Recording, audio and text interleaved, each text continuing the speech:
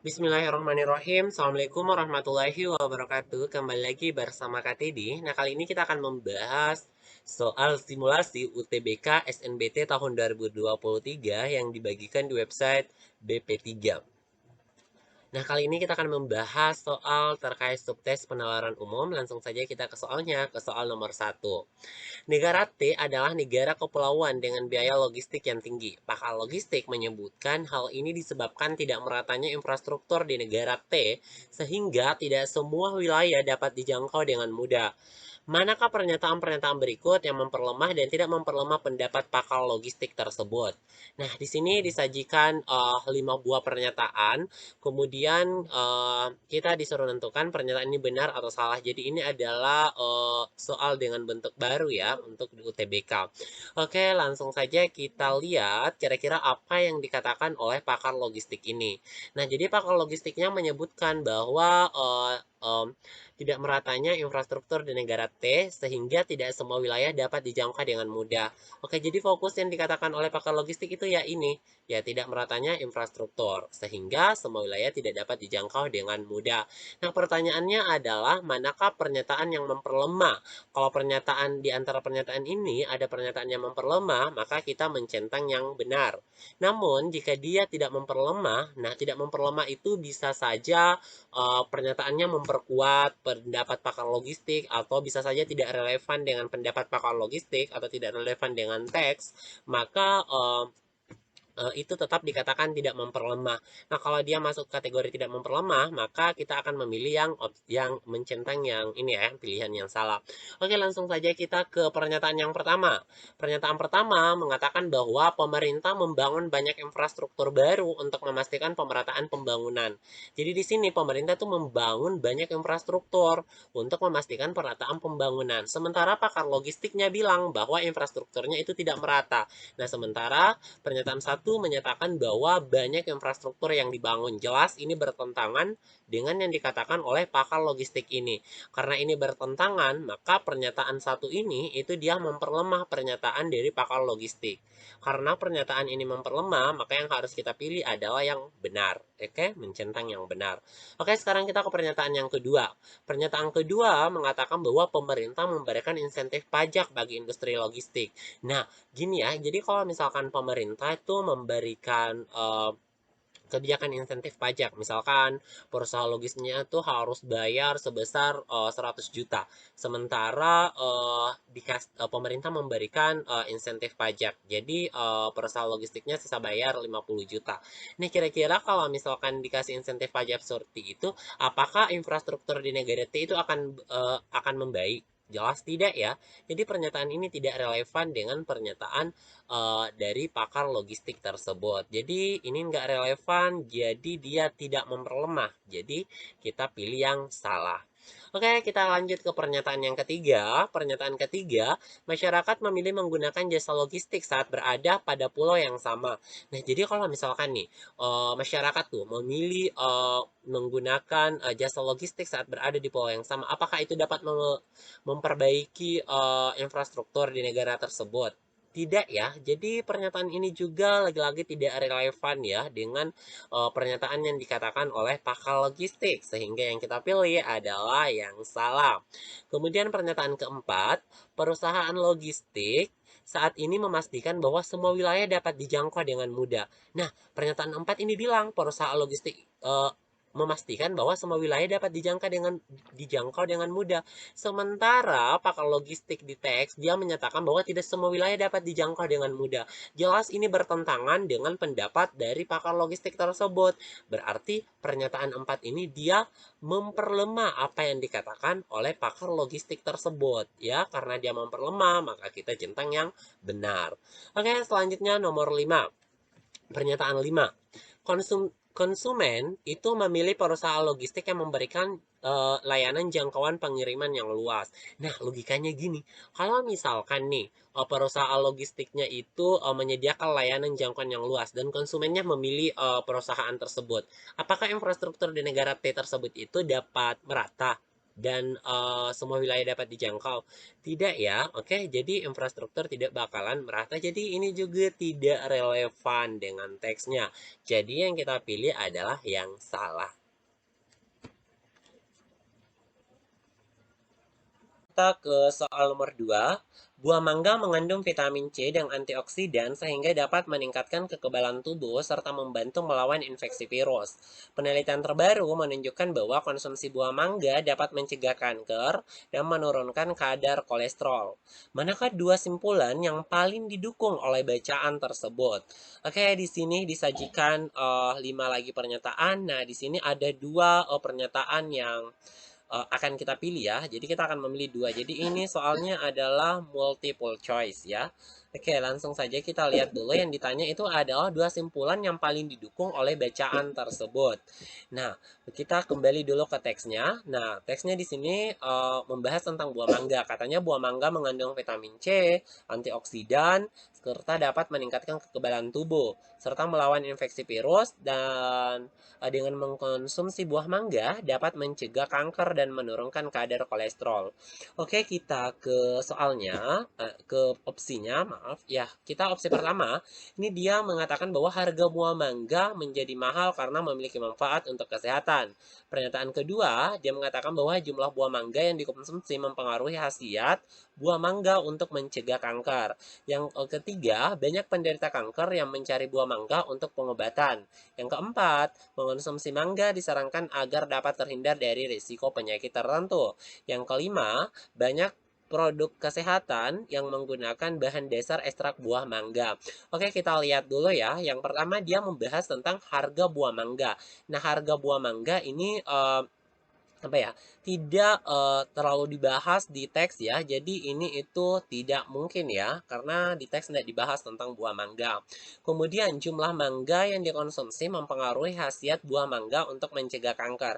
Ini juga tidak terlalu dibahas di soal ya. Jadi ini tidak jadi ini salah ya. Oke, yang selanjutnya banyak penderita kanker yang mencari buah mangga untuk pengobatan. Nah, kita tahu bahwa buah mangga ini dapat meningkatkan kekebalan tubuh dan melawan infeksi virus ya, serta dapat mencegah kanker ya.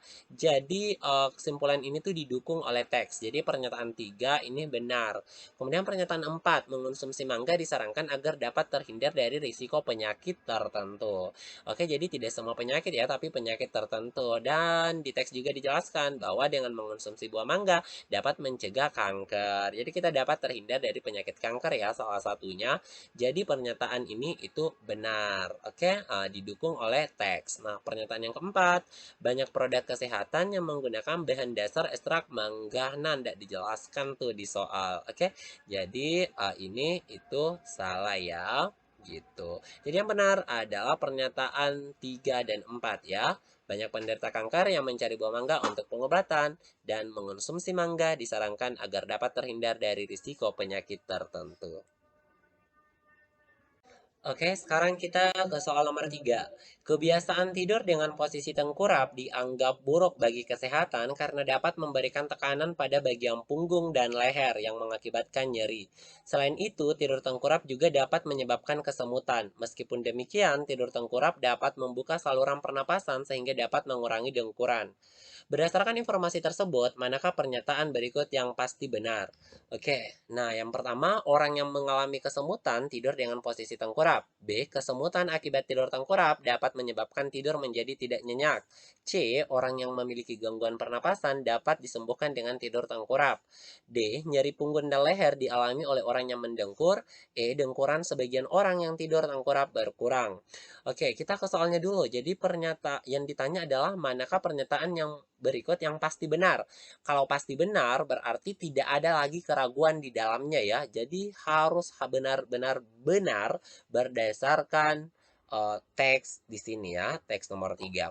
Oke, kita lihat nih teks nomor 3. Jadi katanya tidur dengan posisi tengkurap dapat mengakibatkan nyeri, menyebabkan kesemutan, serta membuka saluran pernapasan dan mengurangi dengkuran. Nah, kita lihat yang opsi A. Opsi A, dia bilang orang yang mengalami kesemutan itu tidur dengan posisi tengkurap. Oke, jadi ini 50-50 ya. Jadi orang yang tidur dengan tengkurap itu mungkin mengalami kesemutan, tapi tidak semua yang kesemutan itu tidur dengan posisi tengkurap. Oke, jadi ini dia 50-50 ya. Jadi ini tuh salah. Oke, kita ke opsi B. Kesemutan akibat tidur tengkurap dapat menyebabkan tidur menjadi tidak nyenyak. Oke, tidur tidak nyenyak ini tidak dijelaskan di teks ya. Oke, sekarang yang C. Orang yang memiliki gangguan pernapasan dapat disembuhkan dengan tidur tengkurap. Nah, tidur tengkurap ini itu dia hanya membuka saluran pernapasan saja ya. Jadi dia tidak dapat mengobati atau menyembuhkan semua gangguan pernapasan. Ini tidak jelas di soal ya. Jadi opsi C ini salah. Oke, opsi D. Nyeri punggung dan leher dialami oleh orang yang mendengkur. Oke ya. Jadi nyeri punggung dan leher dialami oleh orang yang mendengkur. Nah, ini salah ya. Jadi orang yang mendengkur ya belum tentu mengalami nyeri punggung. Oke. Jadi opsi yang D juga salah. Oke, yang E. Dengkuran sebagian orang yang tidur tengkurap berkurang. Oke, jadi ini dijelaskan di soal bahwa jika tidur tengkurap itu dapat membuka saluran pernapasan sehingga mengurangi dengkuran. Jadi opsi E ini yang benar berdasarkan teks. Oke, jadi pernyataan yang benar adalah opsi E. Oke, sekarang kita ke soal nomor 4. Apabila sudah siap panen, jeruk akan terasa empuk jika ditekan. Kulitnya berwarna kuning langsat dan jika tergores keluar aroma wangi. Hal tersebut membuat nilai jual jeruk semakin tinggi. Nah, jika buah jeruk terasa keras jika ditekan, berwarna hijau dan tidak mengeluarkan aroma, manakah simpulan yang benar? A. Buah jeruk belum siap panen. B. Buah jeruk harganya murah. C. Buah jeruk harganya mahal. D. Buah jeruk tidak bisa dijual. E. Buah jeruk rasanya masam. Oke, kita lihat dulu yang ditanya adalah simpulan yang benar ya. Oke, kita ke teksnya. Oke, jika jeruknya siap panen, terasa empuk. Kulitnya berwarna kuning langsat, keluar aroma wangi. Nah, hal ini yang membuat nilai jual jeruk semakin tinggi. Nah, yang ditanya jika buah jeruknya terasa keras, berwarna hijau, dan tidak mengeluarkan aroma. Nah, kalian lihat ya, yang kita lihat, kalau jeruk terasa keras, itu lawan dari empuk ya. Kalau tidak keluar aroma, lawannya adalah tidak mengeluarkan aroma. Nah, kalau ini yang kakak kasih warna hijau, itu untuk jeruk yang siap panen, maka untuk yang warna ini yang jeruk terasa keras, ini kan merupakan lawan ya, sifat-sifatnya merupakan lawan dari yang ini ya, yang warna hijau yang siap panen. Berarti kesimpulannya adalah lawan juga dari siap panen. Nah, lawan dari siap panen itu adalah belum siap panen. Jadi jawaban yang tepat adalah opsi A, buah jeruk belum siap dipanen. Oke, sekarang kita ke soal nomor 5. Hadiah wisata ke luar negeri diberikan oleh perusahaan Z jika pekerjanya memiliki penilaian kinerja sangat baik 2 tahun berturut-turut dan dinominasikan oleh rekan kerja dan atasannya. Pekerja C disukai oleh rekan kerjanya serta mendapat penilaian kinerja sangat baik tahun kemarin. Simpulan berdasarkan informasi tersebut adalah pekerja C layak mendapat hadiah wisata ke luar negeri di perusahaan Z. Manakah pernyataan berikut yang menggambarkan kualitas simpulan tersebut? A. Simpulan tersebut pasti benar. B. Simpulan tersebut mungkin benar. C. Simpulan tersebut pasti salah. D. Simpulan tidak relevan dengan informasi yang diberikan. E. Simpulan tidak dapat dinilai karena informasi tidak cukup. Oke, jadi kalau ketemu soal yang ini ya, ini yang mungkin benar itu dieliminasi saja ya. Jadi kalau mungkin benar ya mungkin salah juga ya. Jadi ini dieliminasi saja mungkin benar. Oke, kita lihat dulu yang ditanya adalah kualitas simpulannya ya. Nah, kita lihat simpulannya apa? Pekerja C layak mendapat hadiah wisata ke luar negeri di perusahaan Z. Nah, kita lihat apakah simpulan ini tuh sesuai. Nah, kita lihat dulu ya wacananya. Hadiah wisata ke luar negeri itu diberikan perusahaan Z kepada pekerjanya yang memiliki penilaian kinerja sangat baik 2 tahun berturut-turut dan dinominasikan oleh rekan kerjanya. Jadi, supaya bisa dapat hadiah wisata ke luar negeri, maka seorang pekerja di perusahaan Z itu harus memiliki penilaian kinerja sangat baik 2 tahun berturut-turut dan dinominasikan direkomendasikan oleh rekan kerja dan atasannya. Ingat ya, syaratnya harus memiliki penilaian kinerja sangat baik 2 tahun berturut-turut. Nah, kita lihat nih, pekerja C, dia disukai oleh rekan kerjanya dan mendapat penilaian kinerja sangat baik tahun kemarin. Nah, jadi ini pekerja C itu cuma mendapat penilaian sangat baik, kinerja sangat baik itu tahun kemarin. Sementara syarat untuk memperoleh hadiah wisata itu harus 2 tahun berturut-turut memperoleh penilaian kinerja sangat baik. Jadi harusnya kesimpulannya itu adalah pekerja C itu tidak layak mendapat hadiah wisata ke luar negeri. Karena penilaian kinerjanya cuma tahun kemarin, tidak 2 tahun berturut-turut memperoleh penilaian kinerja sangat baik. Jadi kalau ditanya kualitas simpulan, maka kualitas simpulannya pasti salah karena kesimpulan pada soal itu adalah pekerja C itu layak mendapat hadiah wisata ke luar negeri. Sementara kesimpulan yang benar adalah dia tidak layak mendapat hadiah wisata ke luar negeri. Oke? Oke, jadi pembahasan kita cukup sampai di sini. Semoga bisa dipahami. Jangan lupa untuk di-like dan di-share ke teman-temannya supaya kita bisa berbagi ilmu pengetahuan. Kalau teman-teman punya request materi, bisa ditulis di kolom komentar atau kirim ke sosial media KTD. Terima kasih. Assalamualaikum warahmatullahi wabarakatuh.